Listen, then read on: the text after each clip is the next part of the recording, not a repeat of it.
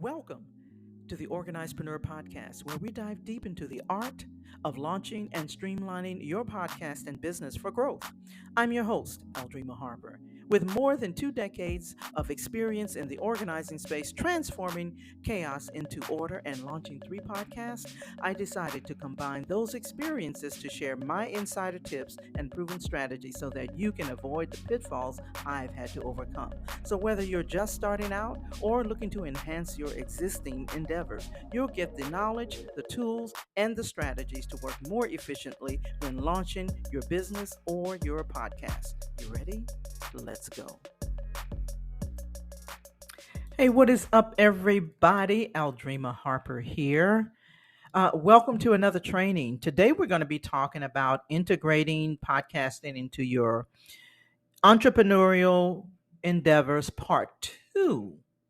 So last week we did part 1, where we talked more about the benefits in terms of integrating podcasting into your entrepreneurial endeavors. And so I'm going to continue talking about it, but from a productivity standpoint. We talked about it last time from a content alignment standpoint. But today, again, I want to talk about it from a productivity standpoint, right? So I was in a conversation with one of my clients just this past week, and so we were talking about the podcasting. So it's a podcasting client, so we're talking about all of the things that go into creating your podcast. So I shared with her, I said, I've gotten to the point now where I can actually do a podcast, one episode from start to finish in less than 30 minutes. And so she was like, wow, okay. And so I didn't say all that to impress her or anything. I said that, and I even told her, I said, it hasn't always been that way, right? It used to take me way longer, but over the years, I've been able to get better and better and better at it. And so, by no means have I arrived, but I can say that I believe that I have gotten a whole lot better at creating content and showing up at a higher level to serve people, good content, and in a way that serves them from a high level, and where I can show up and serve, people who are listening and engage in, the content. So that's what I want to talk about today, because again, it hasn't always been that way, right? But as you already know, I love podcasting, right? And I love the fact that I can incorporate and integrate podcasting into my entrepreneurial endeavors. And so when you think about, podcasting, change your view about the fact that it's something else to do in my business. When you change that view, you'll enjoy it more, particularly if you like podcasting. So my goal has been to show up in a way that I can serve people at a higher level, as well as enjoy what I'm doing and incorporate the things that I love in my business. So hopefully, I said all that to say, this is what I'm going to be talking about today. So integrating podcasting into your entrepreneurial journey, and it should not be like an extra thing that you do, right? Podcasting can complement and enhance your entrepreneurial journey, especially when you focus on alignment, like we talked about last time, and productivity, right? Because it goes hand in hand. Because when you think about integration in the broad sense, right, it's combining the different elements or the systems to function in a cohesive manner. And so it's really about the ability to create a unified and efficient system from all of those different components. In other words, when you have a business and you're already creating content, it's like an easy segue to incorporate those things. But you don't do it all at once. It takes time.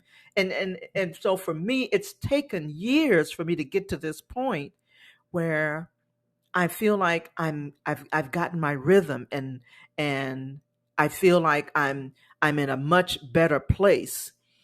And so that's why I can do an episode like in 30 minutes. So let me just talk about the 3 things that I felt that were instrumental in helping me to get to that point. Okay.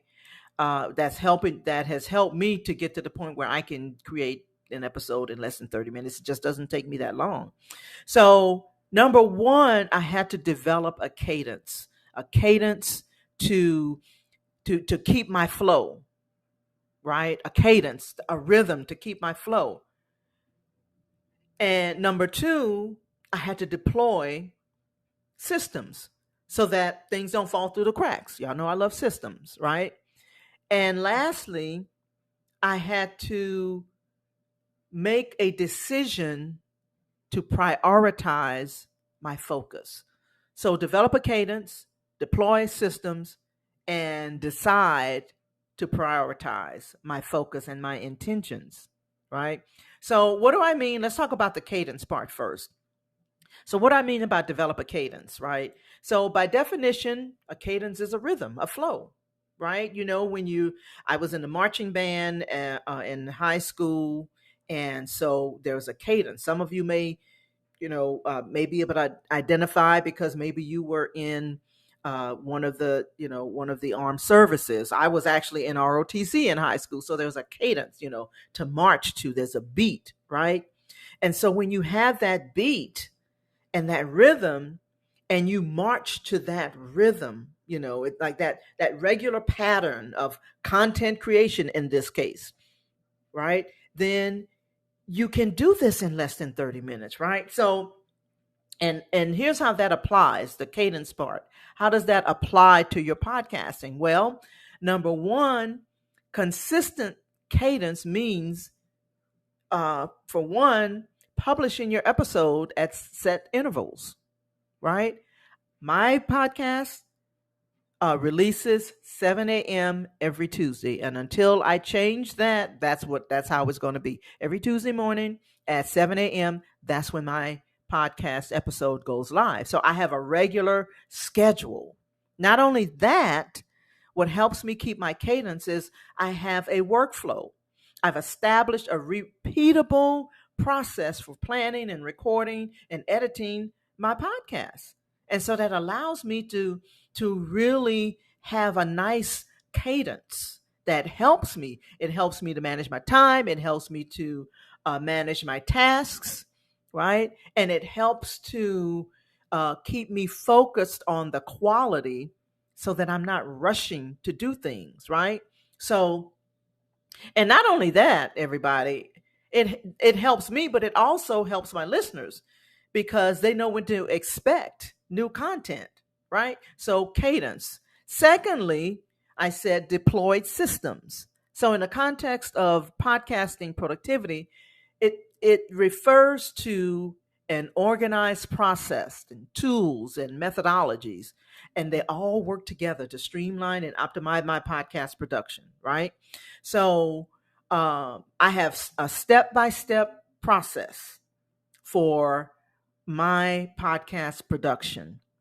And so I don't have to think about what the next thing is to do. I already know because I've done it so many times, because I've created the workflow and the process, and I know at every stage what is the next thing I need to do, right? So I can create my content and have my systems for organizing my episodes, my research, my scripts, and all of that kind of stuff. So that's why I can do this in 30 minutes. Number 3, actually.